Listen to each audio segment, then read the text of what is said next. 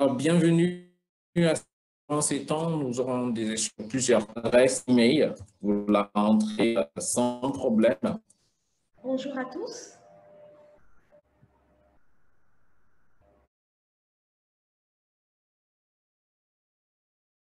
De Eric Yoka et pas Yoga. Présente Italgrill pour tous vos besoins de...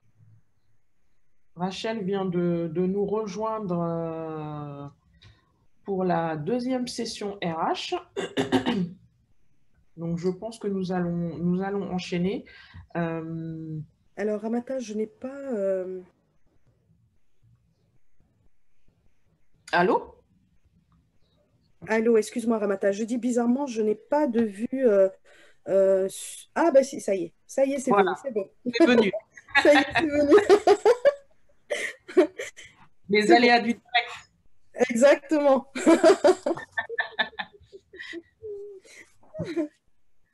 Voilà. Donc, Rachel, on va te laisser le floor pour la deuxième session RH qui s'intitule « Qui choisir pour constituer ta première équipe ?» Voilà, donc je te laisse la parole jusqu'à 11h45. Oui, alors, comme c'est un sujet que je... Bon, c'est le recrutement, donc si tu vois que je mets pas en bleu, c'est un petit peu, hein. Alors, je vais partager mon écran. D'accord. C'est bon, vous le voyez tous? Oui, c'est parfait. Alors, eh bien, voilà, on est parti. Alors, qui choisir pour constituer sa première équipe? Alors, une fois que l'on a trouvé son ou ses associés, qui en réalité constituent le noyau de votre équipe à construire, et qu'on a trouvé le financement pour se lancer, eh bien, en tant qu'entrepreneur, eh bien, on va commencer évidemment par les premiers recrutements. On passe alors dans ce cas du rôle de manager, du rôle pardon d'entrepreneur au rôle de manager, à devoir définir un poste, un profil à sélectionner des collaborateurs, à leur définir des objectifs, à les rémunérer, à organiser l'ensemble du travail dans l'entreprise. Ce qu'il est important de savoir, c'est que l'approche, les attentes, les enjeux et les risques sont radicalement différents que l'on soit une start-up ou alors un grand groupe. Donc, ce qu'on va voir dans cette séance, c'est on va d'abord passer en revue, on va dire, les réalités de la vie de l'entreprise lorsqu'il s'agit de recruter, lorsqu'il s'agit de recrutement. Ensuite, on va voir ce qu'il faut pour créer une équipe efficace.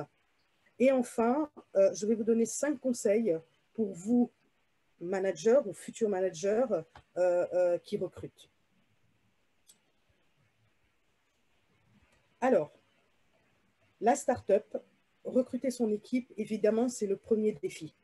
Le premier vrai défi, on va dire, que l'entrepreneur va faire face. La première réalité, ça va être quoi? Ça va être que quand on commence à recruter lorsqu'on est une start-up, on s'aperçoit que l'exercice s'avère beaucoup plus compliqué qu'on ne l'espère. Pourquoi? Parce que la start-up ne bénéficie souvent pas de la notoriété et des moyens d'un grand groupe qui ont évidemment les moyens pour pouvoir faire appel à des cabinets de recrutement, à des chasseurs de tête et qui attirent naturellement des profils qualifiés. Que ce soit en candidature spontanée ou en réponse à des offres d'emploi,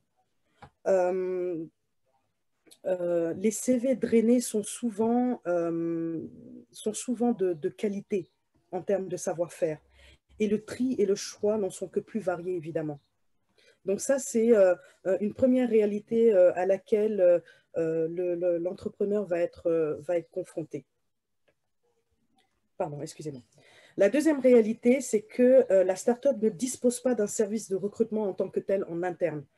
pour pouvoir rédiger les annonces, pour pouvoir les rédiger et les poster, pour pouvoir présélectionner les candidats lorsqu'on reçoit les CV, pour administrer les tests, pour inviter les candidats en entretien, pour leur envoyer des réponses négatives et des réponses positives également. Voilà, en fait, vraiment pour pouvoir gérer l'ensemble du process de recrutement. La troisième réalité, ça va être que la start-up attire des candidats qui espèrent trouver l'autonomie et l'aventure. Le mot entreprendre fait rêver, fait même beaucoup rêver, mais la réalité des salaires offerts n'est souvent pas à la hauteur des ambitions des meilleurs talents.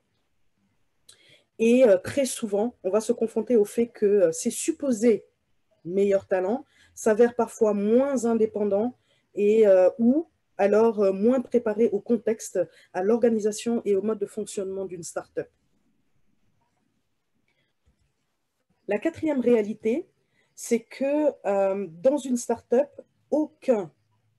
mais vraiment aucun candidat ne correspond réellement au type de poste que vous allez rechercher. Dans un grand groupe, dans une grande entreprise, les descriptifs de poste sont très précis et compréhensibles pour tous.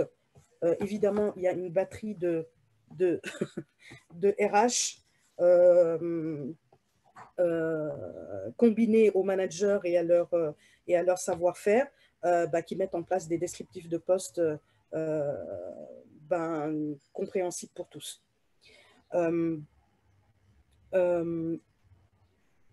Ensuite, le périmètre de responsabilité et les missions exercées peuvent être clairement définis également en amont.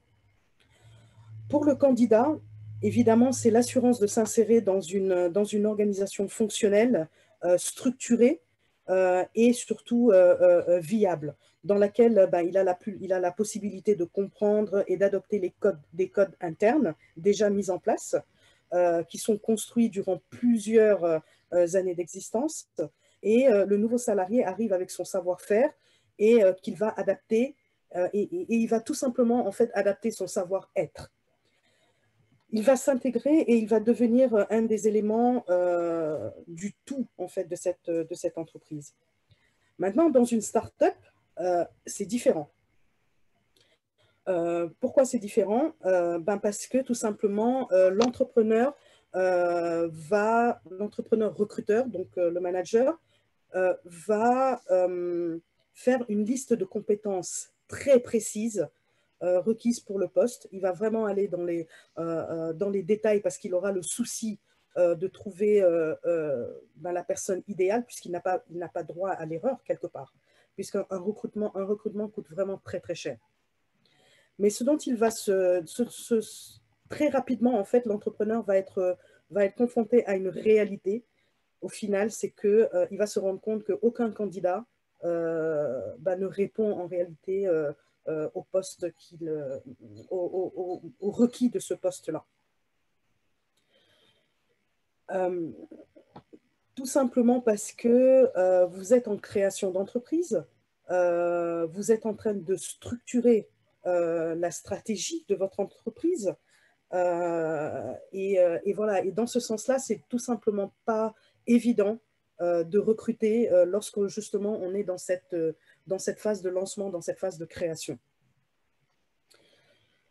Et qu'est-ce que vous allez faire? Évidemment, l'entrepreneur, il va se diriger tout naturellement vers des profils plus juniors, en devenir, et puis en phase d'apprentissage. Mais ce qu'il faut savoir, c'est qu'il ne faut pas les prendre trop juniors non plus. Parce que si vous les prenez trop juniors, eh bien, vous allez investir énormément d'énergie et énormément de temps à les former. Et le but n'est pas de former de passer du temps, en tout cas, en formation de vos nouvelles recrues. Donc, où est-ce que vous allez miser? Vous allez miser principalement dans le savoir-être. Et ce savoir-être-là devra vraiment être conforme à vos attentes. Et qu'est-ce que ça va être? Eh bien, ça va être l'autonomie, l'adaptabilité maximale et le candidat devra vraiment être testeur en diable. Ça veut dire quoi? Ça veut dire que il faut qu'il n'ait pas peur de créer. Il faut qu'il soit créatif. Voilà. Donc voilà. Donc vous allez vraiment miser sur le savoir-être. Le savoir-être, qui est un pilier, mais qui est un pilier fondamental dans une start-up. Pourquoi? Eh bien, pour capter des talents, il faut s'écarter de l'idée d'un profil type. Si vous, dans votre tête, vous vous dites, oui, moi, j'ai besoin de telle personne, il faut qu'il ait 6 bras, 8 jambes, 2 cerveaux, ça ne marchera pas. Ça ne marchera pas parce que vous n'allez pas le trouver.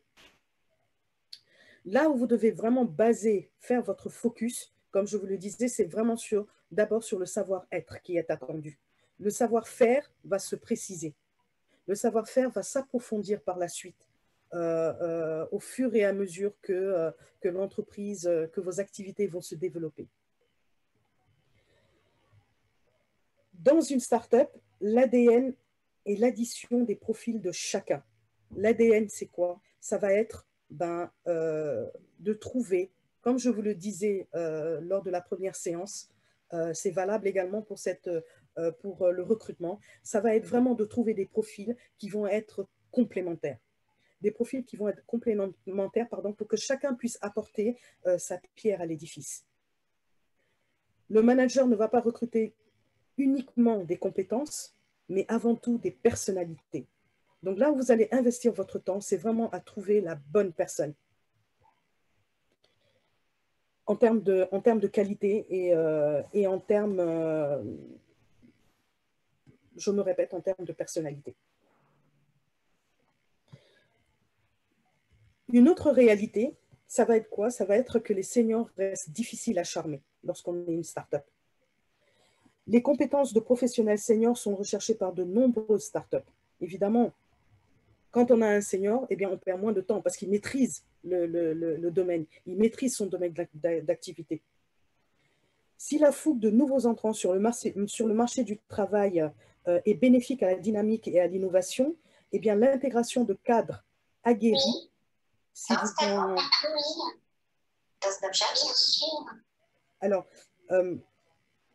donc je disais, si la fougue de nouveaux entrants sur le marché du travail est bénéfique à la dynamique et à l'innovation, eh bien l'intégration de cadres aguerris s'avère souvent nécessaire pour s'assurer d'une réelle maîtrise des compétences et d'une crédibilité professionnelle.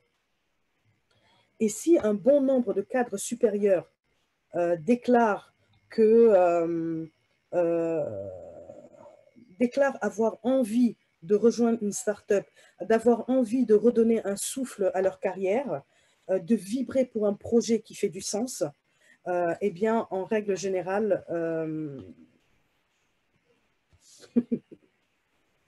ce n'est souvent que des intentions. Et les suivis, et le suivi, enfin, ces intentions-là ne sont pas suivies de fait pour la plupart du cas. Pourquoi? Eh bien, parce que tout simplement, dans les entreprises, les entreprises dans lesquelles ils sont, eh bien, ils ont la promesse d'un plan de carrière sécurisé, ils ont un niveau de vie déjà établi, ils ont des prétentions salariales qui sont pour la plupart du temps élevées, voire très élevées. Voilà. Donc, autant de freins pour sauter le pas. Et voilà, donc voilà pourquoi pour une start-up, ça reste vraiment très difficile d'attirer les seniors. Qu'est-ce que je peux dire d'autre par rapport à ça?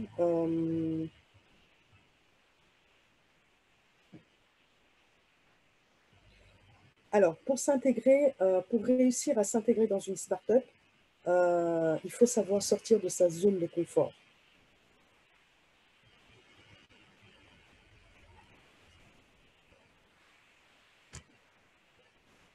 Le crédit que l'on va accorder à la marque employeur va être très fort. il va être décisif lorsque des personnes veulent changer de poste et envisagent, lorsque des profils seniors veulent changer de poste. La peur de s'ennuyer également peut s'exprimer. Le manque de collaborateurs à encadrer. Lorsqu'on a des seniors qui sont habitués à avoir des équipes, de grandes équipes à manager, ça va être un frein également à leurs décisions. Alors que dans une start-up, eh bien, l'échec est beaucoup plus probable que le succès parce qu'on n'a pas une vision, on n'a pas une vue en réalité de comment l'entreprise va évoluer, où elle va arriver in fine. L'organisation du temps de travail est bousculée dans une start-up. Elle n'est pas du tout la même que lorsque l'on est dans un grand groupe. On sait généralement d'où l'on vient dans une start-up, mais il n'y a pas de point de comparaison pour savoir où l'on va. Donc voilà autant de freins également qui freinent les profils expérimentés. Donc, pour constituer l'équipe de choc de sa start-up, on choisira de préférence des profils en devenir, des profils teachable, on va dire, qui sont capables d'apprendre, qui sont capables d'acquérir très rapidement de nouvelles compétences et dotés d'un savoir-être correspondant à l'ADN que vous, en tant qu'entrepreneur, vous voulez donner à votre entreprise. Et donc, évidemment, beaucoup de risques et un droit à l'erreur limité, car votre temps est drastiquement compté, évidemment. Plus vous allez mettre du temps, on le verra tout à l'heure, plus vous allez mettre du temps à recruter, et plus non seulement ça va vous coûter cher, mais vous n'allez in fine pas forcément trouver la bonne personne. Et évidemment, effectivement, le recrutement de ces premiers collaborateurs est un véritable défi dans cette aventure entrepreneuriale. Un véritable défi. Alors, que faut-il pour créer une équipe efficace?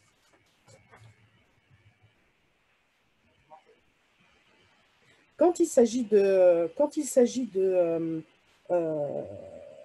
du pilotage d'un projet, le manager a un rôle déterminant dans sa réussite.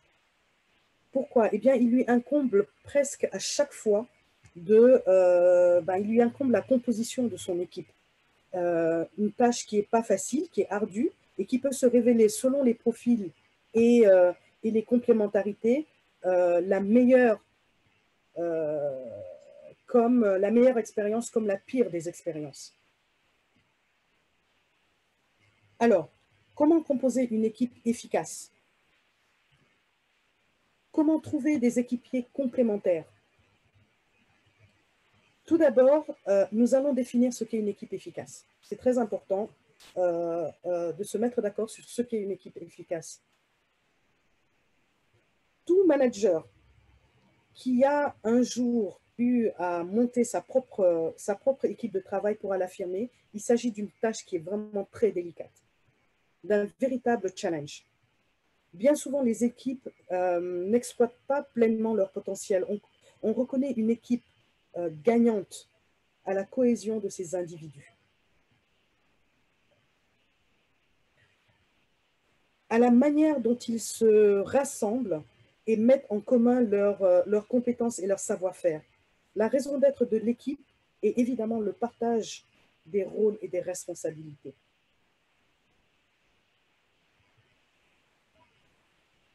On va faire quoi? Pour pouvoir créer une équipe efficace, il faut d'abord réunir des individus visant les mêmes objectifs. Il faut un intérêt commun.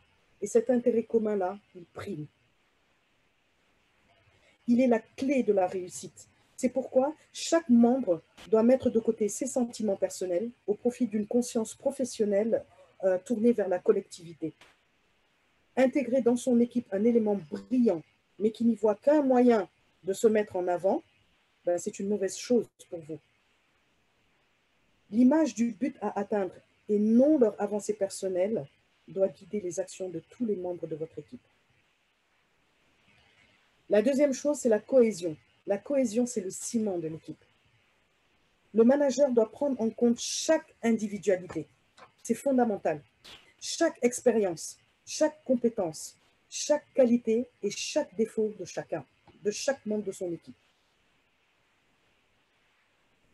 Les coéquipiers doivent se soutenir et travailler ensemble de façon démocratique. Chacun doit avoir sa place définie et être en mesure de faire entendre ses propositions. C'est très important. Il faut savoir écouter les membres de son équipe pour pouvoir justement asseoir cette cohésion. Chaque membre doit avoir impérativement un rôle prédéfini, des tâches à accomplir, des objectifs clairs. Évidemment, tout ceci peut être amené à évoluer en cours de route, évidemment, puisque vous êtes en création d'entreprise. Mais l'important, c'est d'avoir toujours à l'esprit des limites claires, des objectifs clairs, des responsabilités claires.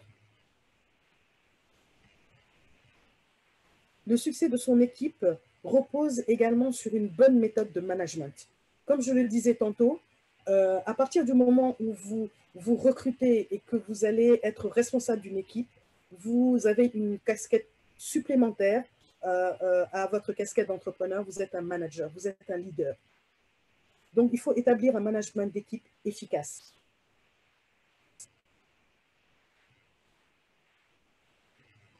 L'amélioration de son équipe ne doit pas simplement passer par l'amélioration des relations, mais aussi par l'amélioration des résultats.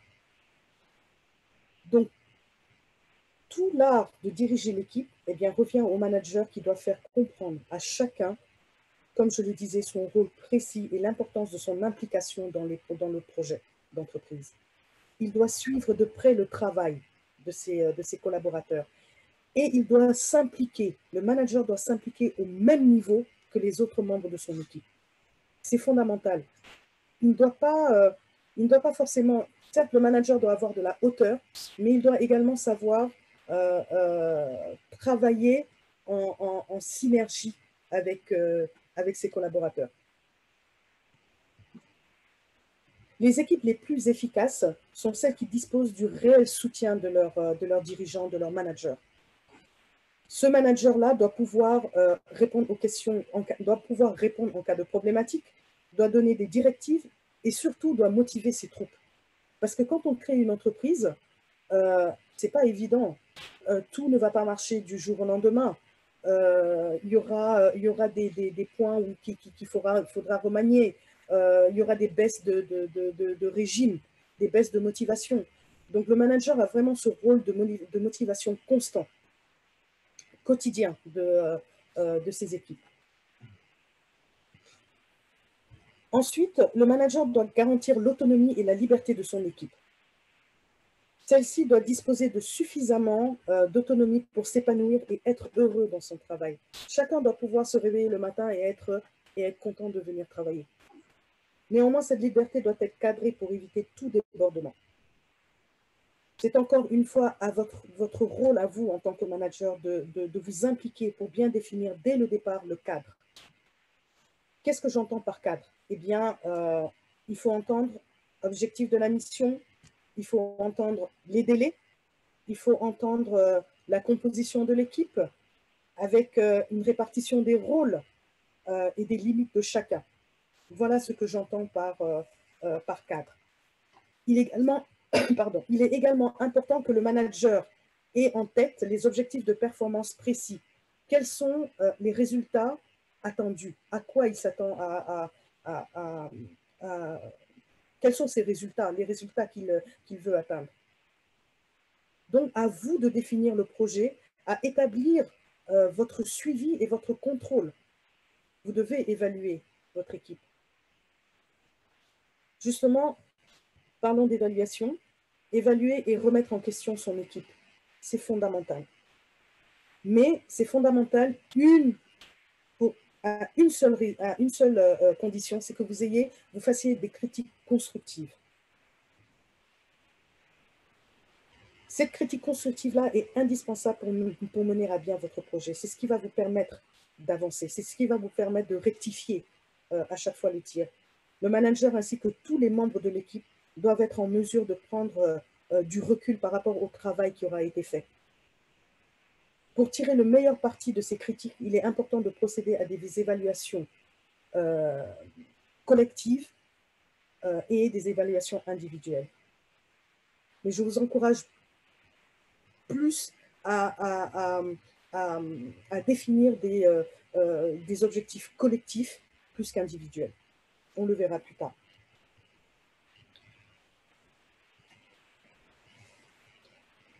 Les conseils pour former une équipe de travail. Parce que monter une équipe avec des collaborateurs aux compétences complémentaires ne garantit pas toujours le succès, il faut savoir éviter les erreurs les plus courantes. Quelles sont ces erreurs les plus courantes? Eh bien, ça va être, la première erreur, ça va être de former des équipes des grosses équipes. Dans les équipes, il est reconnu que le nombre ne fait pas forcément la force, ne fait pas toujours la force en fait. Les groupes trop nombreux ne sont pas les meilleurs. Loin de là. À partir de 6 personnes, les performances et la satisfaction des individus va diminuer.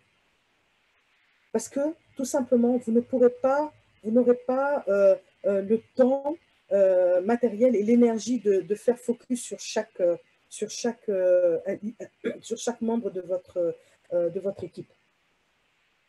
Plus le nombre est important, plus la coordination et la prise de décision seront ralenties. Cela peut ne pas être particulièrement gênant en temps normal, mais toutefois, en situation d'urgence, ça devient un frein. Ça devient un frein qui est très important. Donc, comment réussir à gérer une action rapide et efficace quand le processus décisionnel est parasité par un trop grand nombre de strates? C'est ça la question fondamentale en fait. C'est pourquoi on remarque souvent que les équipes les moins nombreuses sont in fine les équipes les plus efficaces. Attention toutefois à ce que je dis, attention toutefois à ne pas sous-estimer l'équipe nécessaire pour mener à bien le projet. Ce n'est pas parce que je vous dis qu'il est préférable de recruter des équipes moins nombreuses qu'il faut absolument recruter le minimum de personnes possible. Non, il faut vraiment voir en fonction de votre activité, en fonction de votre projet, bien peser le nombre nécessaire de collaborateurs qu'il vous faut. Pourquoi? Parce que, tout simplement parce que surcharger les membres de son équipe quand on ne recrute pas assez, eh bien, c'est très simplement contre-productif. C'est tout simplement contre-productif et ça constitue en fait le meilleur moyen de les mener à l'échec en fait.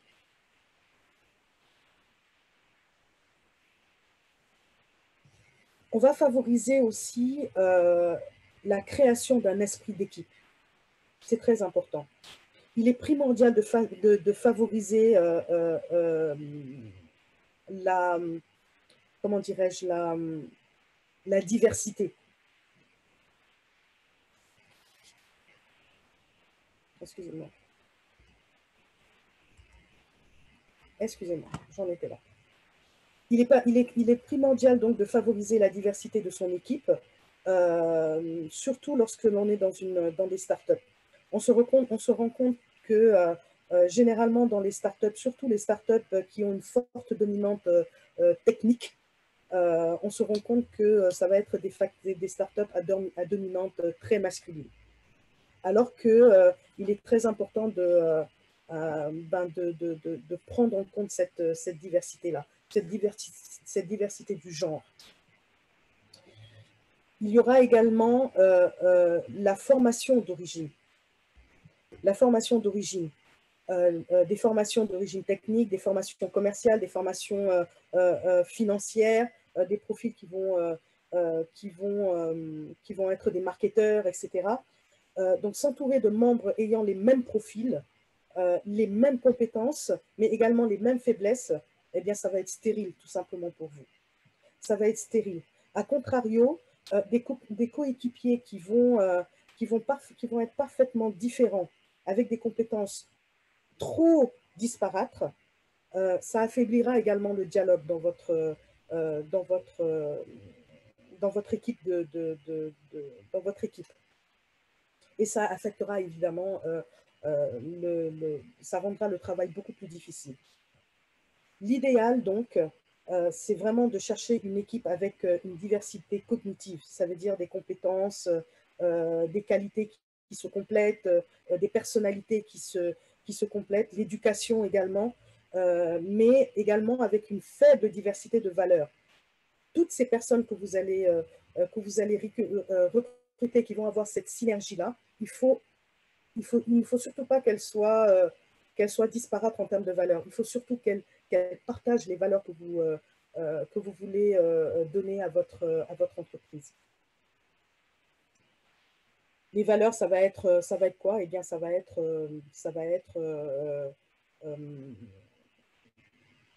quoi? Ça va être l'excellence, ça va être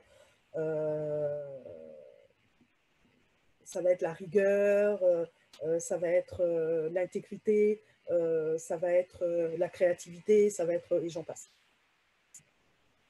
Autre diversité, excusez-moi, il faut également favoriser la diversité également en termes de parcours.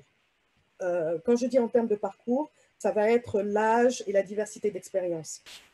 Il faut pas recruter uniquement des personnes, alors je caricature un peu, hein, il ne faut pas recruter uniquement des personnes de 25 ans de la même tranche d'âge. Il faut vraiment une diversité en termes d'expérience et en termes de, je dirais, en termes de maturité. Une diversité également d'origine par rapport à l'origine géographique. Et j'irai même beaucoup plus loin par rapport à la langue parlée. Il faut que vous pensiez international dès le début. Si un des associés, par exemple, ou un collaborateur ne parle pas français, eh bien tout le monde ne parle pas français et sera par exemple anglophone, eh bien tout le monde sans pour autant l'imposer, tout le monde va s'imposer lui-même de parler l'anglais, de parler cette langue dans l'entreprise. C'est un excellent plus pour être ouvert au monde. Cela permet aussi de mieux se préparer à vendre à l'étranger, de mieux se préparer à comprendre le marketing dans les autres cultures, notamment dans les cultures anglo-saxonnes.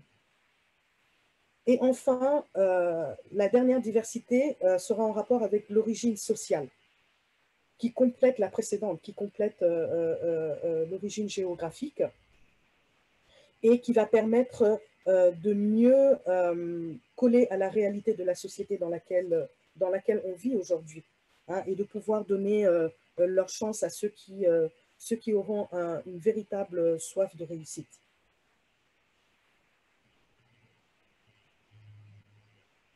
On va également créer un esprit d'équipe. Comme nous venons de l'expliquer, en fait, les complémentarités font vraiment la force du groupe. Dans tout groupe, il y a toujours des personnes qui se démarquent, qui se distinguent naturellement et prennent tout simplement le leadership, parfois vraiment très involontairement. Ces personnes disposent de meilleures compétences. Elles ont souvent eu généralement des expériences beaucoup plus avantageuses. Ces particularités doivent servir au reste de l'équipe sans pour autant mettre les moins bons éléments, entre guillemets, sur le banc de touche. Donc l'art du manager ici, là, votre art à vous, ce sera de trouver en chacun des membres de votre équipe des atouts et ainsi les mettre en avant de façon égalitaire. Chacun a des points positifs. Et ce sera à vous de pouvoir les trouver et de pouvoir les exploiter. Attention toutefois à ne pas oublier les faiblesses de vos collaborateurs. Le manager doit également savoir déceler les faiblesses de chaque membre de son équipe pour pouvoir mieux les contourner et ainsi réajuster. Tout est une question en fait d'équilibre dans le management. Et enfin, travailler ensemble, eh bien, c'est la clé de la réussite. Contrairement à ce qu'on pourrait penser, réunir les meilleurs éléments dans un groupe n'assure pas obligatoirement la réussite de votre entreprise. Ben, c'est tout simple, comme dans le sport. Le fait de composer sa poule avec des champions, les meilleurs, les champions ne garantit pas forcément de remporter le match. Pourquoi? Parce que tout simplement, chacun va vouloir un petit peu tirer son épingle du jeu, chacun va vouloir un petit peu jouer de façon trop personnelle. L'important pour mener à bien un projet, c'est donc de définir des objectifs collectifs, comme je vous le disais tantôt, et non individuels. Bien entendu, chacun peut y trouver son compte et assouvir un but personnel, donc un objectif personnel, mais celui-ci doit rester secondaire et ne doit pas perdre le pas sur l'esprit d'équipe.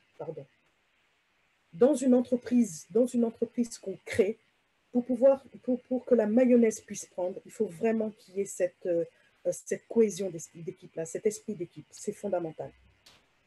C'est vraiment fondamental pour la réussite de votre entreprise. Je vais enfin passer à la dernière partie, donc à savoir les 5 conseils que je vous donne, vous, en tant que futur manager qui recrute, ou alors manager qui, si vous avez déjà commencé à recruter votre équipe. Alors, lorsqu'on parle de recrutement, beaucoup pensent que cela est géré par un service RH quand on est start-up. Mais nombreuses sont les entreprises qui n'ont pas forcément de service RH, de service dédié. Alors, dans ce cas, comment est-ce qu'on va organiser notre recrutement? Ce qu'il faut savoir, c'est que rester seul ne veut pas dire que l'on n'est pas confronté à des réelles périodes de recrutement. Et c'est pour cette raison que j'ai voulu vraiment regrouper ces quelques conseils adaptés aux managers et aux chefs d'entreprise qui ont appris les techniques de recrutement sur le tas ou qui ne les connaissent pas forcément bien et qui peuvent parfois se sentir seuls lorsqu'il faut mettre les mains sur de nouveaux talents. Alors, le premier conseil, c'est un conseil concernant la question du timing. Un manager qui recrute a tendance à faire 2 erreurs dans son processus de recrutement. La première erreur, et ces erreurs sont compréhensibles. Elles sont compréhensibles lorsqu'on se lance dans un processus de recrutement. Eh bien, la première erreur, c'est qu'il aura tendance à vouloir se débarrasser de cette tâche le plus vite possible, estimant qu'embaucher rapidement lui fera prendre moins de temps et donc moins d'argent. La deuxième erreur, c'est qu'il aura tendance à laisser traîner le processus parce qu'il va penser que plus le recrutement sera long et moins il aura de chances de se tromper sur la personne à recruter. Eh bien, moi, ce que je vous dis, en fait, c'est que les meilleurs recrutements ne se font ni par le biais de la première méthode, ni par le biais de la seconde méthode. Il faut vraiment savoir trouver le juste milieu dans le timing lorsque l'on recrute, au risque de donner une mauvaise image de votre entreprise, au risque de donner une mauvaise expérience candidat à toutes les personnes qui vont postuler. Alors, il faut savoir être à la fois assez patient pour ne pas bâcler le processus de recrutement et se jeter sur le premier venu. Et en même temps, ne pas trop laisser tarder le recrutement au risque de se planter, tout simplement. Le meilleur à faire est de prendre à la fois le temps d'analyser des profils. Ces profils qui vont vous parvenir afin, comme je disais, de soigner l'expérience candidat. Je parle de l'expérience candidat. Qu'est-ce que l'expérience candidat? Eh bien, l'expérience candidat, c'est tout simplement le vécu qu'aura le candidat de tout votre process de recrutement. Parce que le candidat peut mal vivre ce process de recrutement. Il peut également bien le vivre, mais il peut très souvent mal le vivre.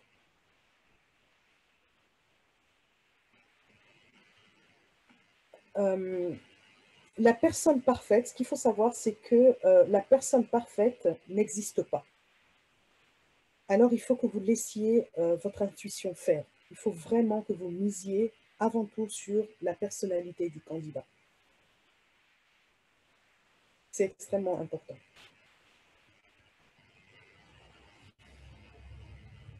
Deuxième conseil, beaucoup de méthodes. Il faut beaucoup de méthodes et un soupçon d'instinct.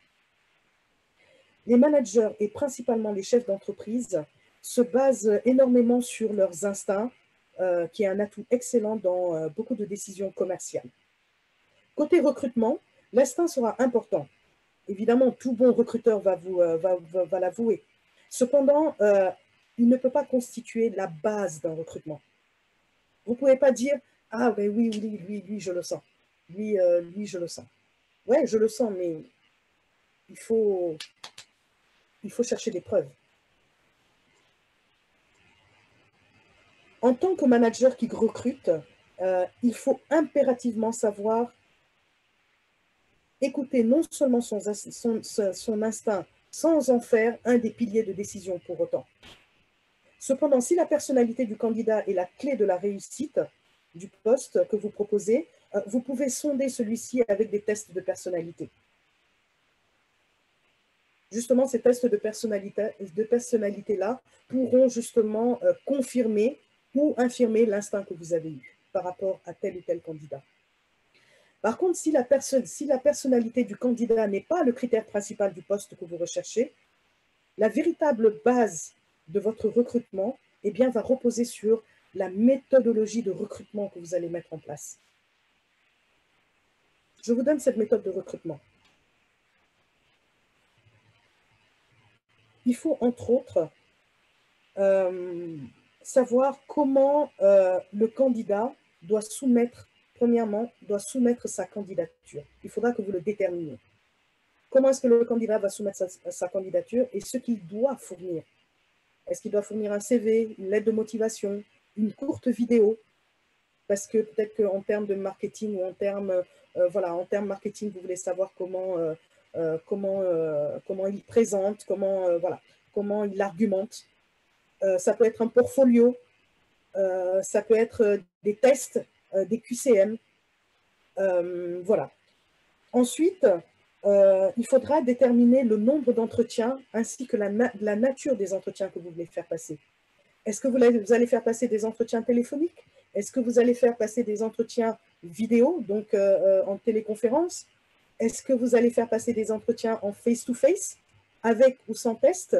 Est-ce que vous allez combiner les trois? Voilà, tout ça, ce sont des choses sur lesquelles il faut se pencher.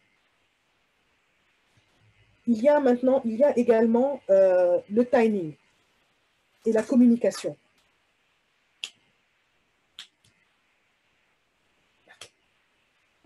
Il y a le timing et la communication. Combien de temps vous allez mettre entre chaque étape du recrutement, mais également comment est-ce que vous allez communiquer avec le candidat. C'est très, très important, comme je disais, pour l'expérience du candidat. Est-ce que vous allez donner, est-ce que vous allez donner des réponses, des retours, à quel stade vous allez donner ces retours, quand par exemple les candidats postulent? Je ne sais pas si je pense que vous avez déjà postulé dans des job boards. Dès que vous au bout d'une semaine ou de 15 jours, vous pouvez recevoir une réponse automatique négative. Donc, est-ce que vous allez mettre en place ce système-là? Donc, des emails automatiques. Est-ce que vous allez mettre en place des systèmes personnalisés, des emails personnalisés? Si oui, à quel moment du processus du recrutement? Est-ce que vous allez mettre en place des appels téléphoniques? Si oui, encore une fois, à quelle étape du processus de recrutement? Donc, tout ça, c'est à déterminer.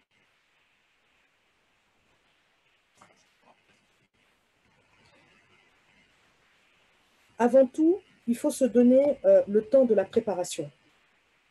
La préparation est fondamentale dans un process de recrutement. Les bons RH misent à fond sur cette préparation-là.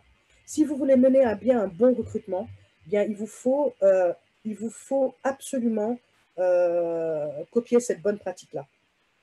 La méthode telle que je le disais précédemment, tout de suite là, fait évidemment partie de la préparation, mais elle est plutôt un squelette, un guide, on va dire, une structure que l'on utilise à chaque recrutement, quel que soit le type du poste.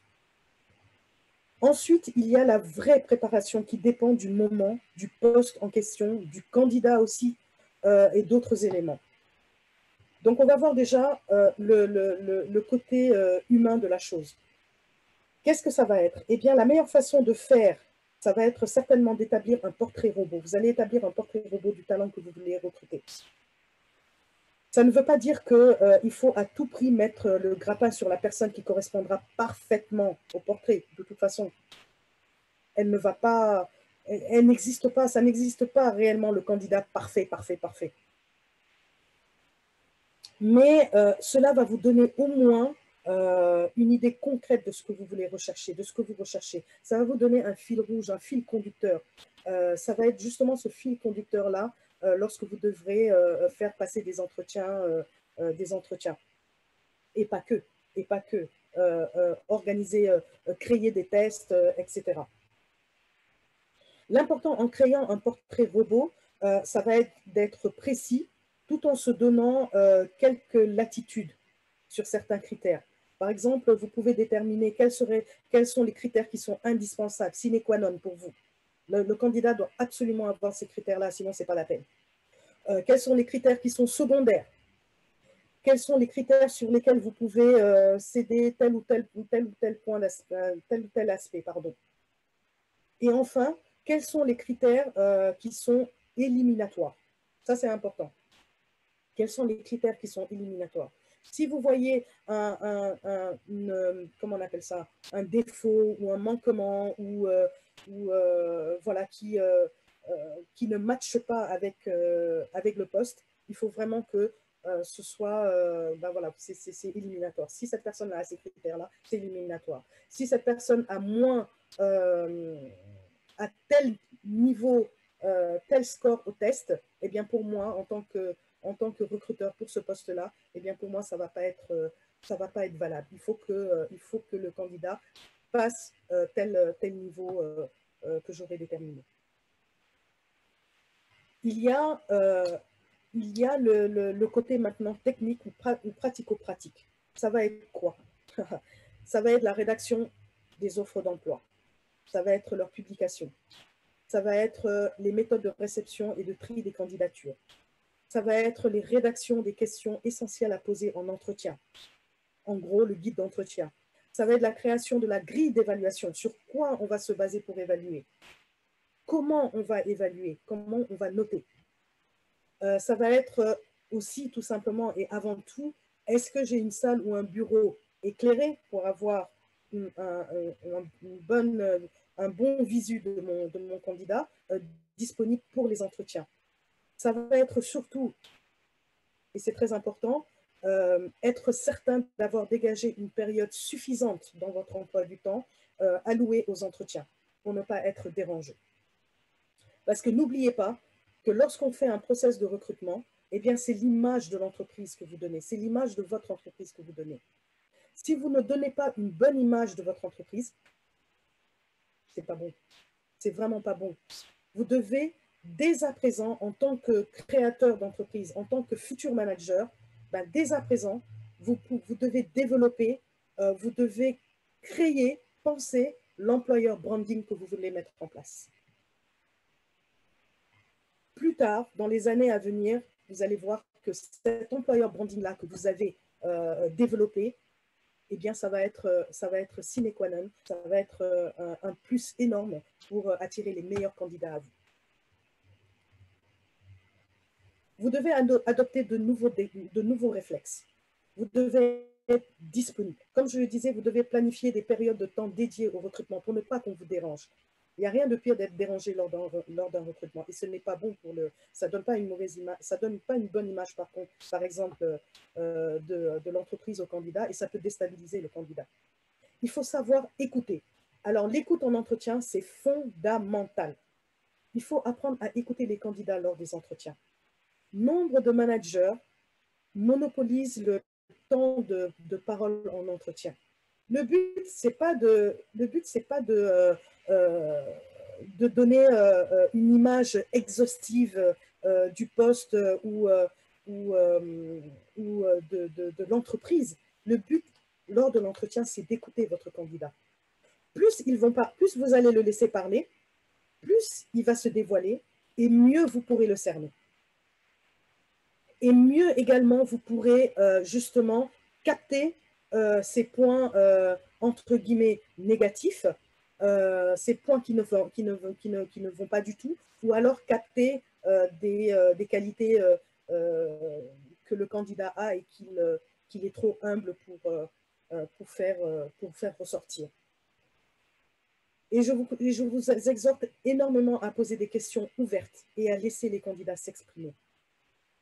Évitez au maximum les questions fermées. Oui, non, oui, non. Les questions fermées, c'est juste pour confirmer certaines choses. La loi de Pareto, eh bien, elle s'applique également au recrutement, elle s'applique également aux ressources humaines. Ça va être 20% de parole pour le recruteur, donc vous voyez le peu de temps que vous devez parler, et 80% de parole pour le candidat. C'est très important. La prise de notes également est importante. Sans prise de notes, vous risquez de vous emmêler dans vos pensées et dans vos souvenirs approximatifs. Il faut vraiment noter, je ne dirais pas noter tout ce qui va se dire en entretien, mais noter un maximum de choses que le candidat va vous dire. Notez également un maximum de choses sur l'attitude du candidat, parce que l'attitude du candidat est très importante en entretien. Et évidemment, cette prise de notes-là va vous faciliter l'étape du compte rendu, qui est important. Il faut toujours garder un compte rendu, une trace de chaque entretien que vous allez passer. N'oubliez pas également la culture d'entreprise. Le nouvel employé devra comprendre et s'adapter et adopter cette culture d'entreprise-là. C'est très important. Si vous voulez savoir si le candidat match avec la culture d'entreprise que vous voulez insuffler. Il ne faut pas simplement réfléchir simplement en termes d'aptitude pure et simple, en termes de compétences techniques, etc. Il faut vraiment savoir creuser pour savoir si le candidat finalement pourra se retrouver dans cette culture d'entreprise-là que vous voulez insuffler. Il faut enfin savoir oser se faire aider. Humainement, en agissant seul, le recrutement ne sera pas forcément meilleur. Il est vraiment proscrit de faire un entretien seul. Il faut vraiment être au moins 2 personnes en entretien, voire 3 personnes. Le recrutement, c'est vraiment un travail d'équipe. Parce que lorsque vous allez évaluer le candidat, eh bien, vous n'allez pas vous baser uniquement sur votre jugement, sur votre évaluation, pardon, mais vous allez également vous aider des évaluations des autres personnes qui seront avec vous lors de ces entretiens pour vous aider. Et vous aurez une autre vision du candidat, et ça, c'est très important. Il est toujours bon d'avoir ce point de vue différent. C'est ce qu'on appelle le recrutement collaboratif. Technologiquement également, il faut savoir se faire aider. Vous avez des applications comme par exemple, l'Applicant Tracking System ou système de gestion de candidature.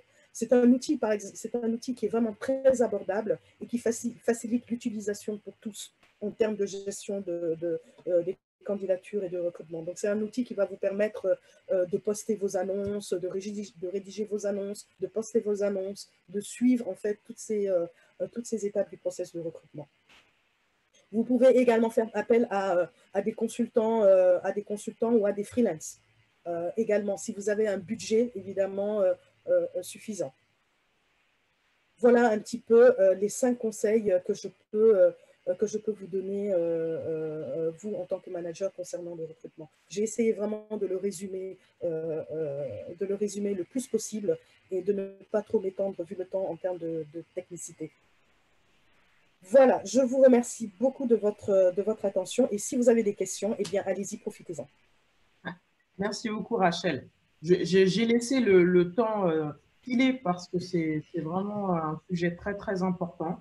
Oui, je me disais bien, parce que j'avais l'impression que j'avais… On a dépassé, mais tous les points étaient vraiment très importants. Donc, voilà, donc je pense qu'il faut vraiment retenir cette notion de collectivité, Oui, de très important. d'insuffler une culture d'entreprise dès le début, afin d'avoir cette cohésion d'équipe. C'est vraiment très important. Toi et moi, on le sait plus que quiconque.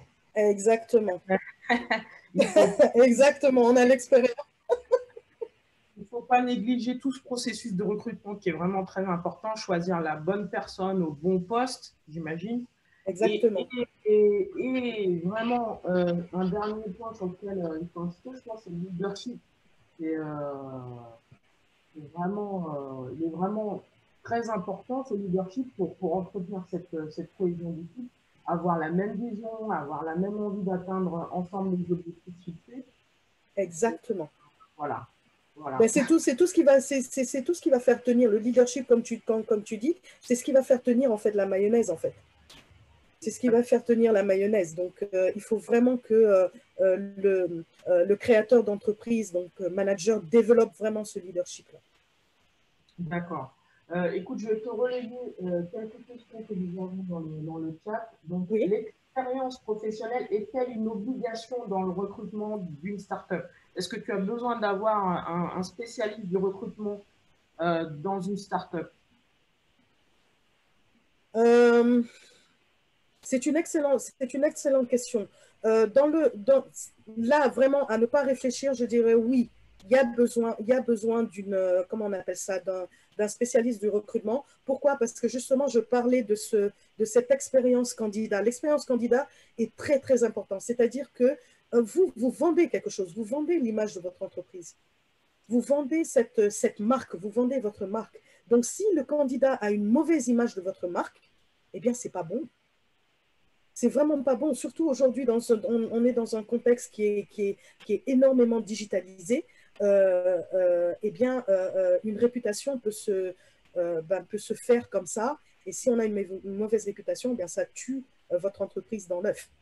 Donc oui, je dirais que l'aide d'un expert en recrutement est fondamentale dans la mesure où il va vous aider à donner la meilleure image de votre entreprise. Et ça, c'est fondamental dans le recrutement. L'employeur branding, c'est fondamental dans le recrutement. Aujourd'hui, vous n'allez pas vraiment le ressentir. Mais par contre, demain, oui, dans quelques années, vous allez le ressentir. Lorsque votre entreprise va grandir, lorsqu'elle va prendre plus de notoriété, eh bien, que dira-t-on de cette entreprise si les candidats disent « Ah ouais, mais bon, moi j'avais fait un entretien là-bas, mais franchement, ça s'est mal passé. Ils étaient en retard aux entretiens, ils m'ont même pas envoyé de réponse. Franchement, ça s'est vraiment très, très mal passé. » Voilà, donc l'expérience candidat est très, très importante. Donc oui, je dirais, si vous avez les moyens de pouvoir vous payer les services d'un spécialiste recrutement, eh bien, faites-le, n'hésitez pas. Si vous n'avez pas les moyens, eh bien, faites-vous former. Formez-vous aux techniques du recrutement. Voilà. Alors, une deuxième question, à quel moment une start-up doit penser à créer une équipe? Justement, dès le début, la start-up a besoin de financement, donc il ne peut pas forcément former une équipe dès le début. Alors, excuse-moi Ramata, est-ce que tu peux reprendre ta question parce que ça a coupé un petit peu. Ah, excuse-moi. Ouais. Donc, je disais, à quel moment une start-up doit-elle penser à créer une équipe? Dès qu'elle en ressent le besoin. Dès qu'elle en ressent le besoin. Moi, par exemple, l'entreprise que j'ai créée il y a quelques mois, maintenant aussi, il faut être visionnaire également. Il faut savoir, il faut calculer à quel moment vous aurez besoin d'étendre votre équipe pour pouvoir faire face pour pouvoir faire face à toutes les activités, tous les challenges que vous vous êtes mis. Moi, je sais par exemple que dans l'entreprise que j'ai mis en place avec mon associé, on a projeté de faire nos premiers recrutements dans 1 an. Jusqu'à dans 1 an, eh bien, on va se débrouiller toutes seules pour atteindre nos objectifs. Donc, il faut avoir une vision de son entreprise. Cette vision, elle est fondamentale. Et à partir du moment où vous avez besoin, vous estimez que vous aurez besoin de recruter, c'est à ce moment-là qu'il faudra, en tout cas un petit peu avant, penser à se préparer à recruter. Si vous n'avez pas, même si vous avez les finances ou pas, si vous n'avez pas forcément besoin de recruter tout de suite, c'est pas obligatoire de recruter. Mettez votre énergie dans autre chose si vous pouvez le faire. Mais encore une fois, il faut cette vision de l'entreprise et savoir que vous déterminiez à quel moment, grosso modo, approximativement, vous aurez besoin de recruter. Et de se préparer dans ce sens-là. J'espère que j'ai répondu à la question. Allô, je t'entends pas bien. Ouais. Je disais, c'est très clair. Alors, une autre question, qu'est-ce qui constitue la base? Qu'est-ce qui constitue? C'est bizarre, je ne t'entends pas très bien un matin. Vas-y, je t'écoute. Alors, qu'est-ce qui constitue la base d'un véritable recrutement?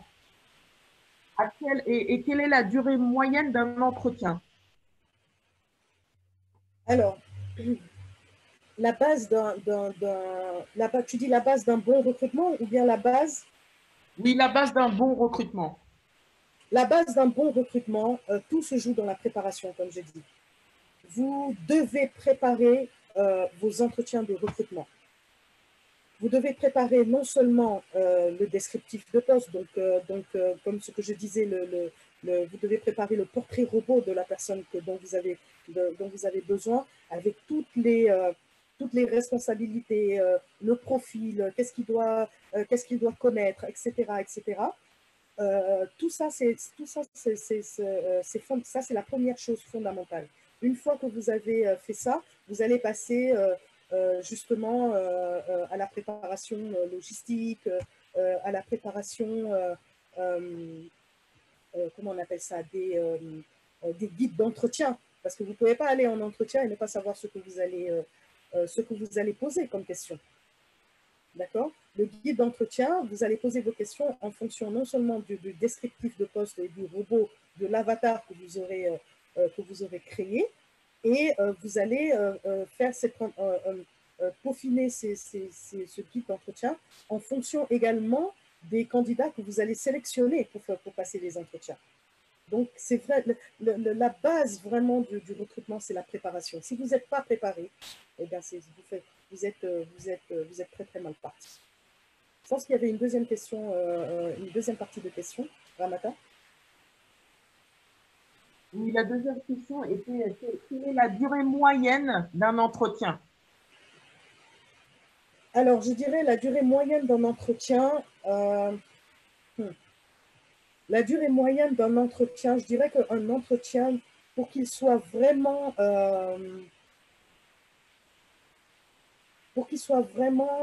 efficace, il ne faudrait pas qu'il dépasse 45 minutes à 1 heure de temps. Voilà la durée. Au-delà de 1 heure de temps, ça devient un petit peu long. Lorsque vous préparez votre entretien, vous devez exactement savoir où vous voulez, ce que vous voulez savoir de chaque candidat. Ça, c'est important. Plus vous allez préparer votre entretien, et moins vous passerez de temps en entretien. Et plus l'entretien sera de qualité, puisque vous allez préparer les questions, vous allez savoir en fonction de chaque candidat comment cerner, quelle est la tactique pour pouvoir, les questions que vous allez poser pour pouvoir cerner le candidat. Donc, je dirais, pas plus de... Allez, il ne faut surtout pas dépasser 1 heure de temps. D'accord. Une dernière question, Raphaël. Alors, la culture d'entreprise est-elle un outil primordial pour garantir un bon recrutement? Oui, oui, c'est fondamental parce que vous allez vous servir de votre culture d'entreprise pour pouvoir vous vendre. Et moi, je le vois beaucoup dans les startups qui développent des cultures d'entreprise plutôt, entre guillemets, plutôt fun, où on favorise justement l'expression, où on favorise les collaborateurs à s'exprimer, à créer, donc justement cette autonomie-là que l'on donne aux collaborateurs et qui n'ont pas forcément dans les grands groupes. Donc oui, il faut mettre en place une culture d'entreprise et justement, il faut se servir de cette culture d'entreprise pour pouvoir vous vendre, vous, en tant qu'entreprise. Tout à fait. Ça, c'est primordial. Lorsque vous êtes face à un candidat, sachez que l'enjeu, il est des deux côtés. Le candidat va se vendre, mais vous aussi, vous devez vous vendre au candidat. C'est pour ça qu'il est très important, lorsque vous faites des entretiens face-to-face, donc de visu, il est très important de choisir le local où vous allez faire votre entretien. Parce que lorsque le candidat va venir, eh bien, le temps où vous allez l'accueillir, où vous allez le mener à votre salle, votre bureau ou votre salle où vous allez passer l'entretien, le candidat, il ne regarde pas votre dos quand vous marchez. Il va regarder tout autour. Ah oui, mais ah ouais, c'est super. Est-ce que je me vois travailler dans ce milieu-là?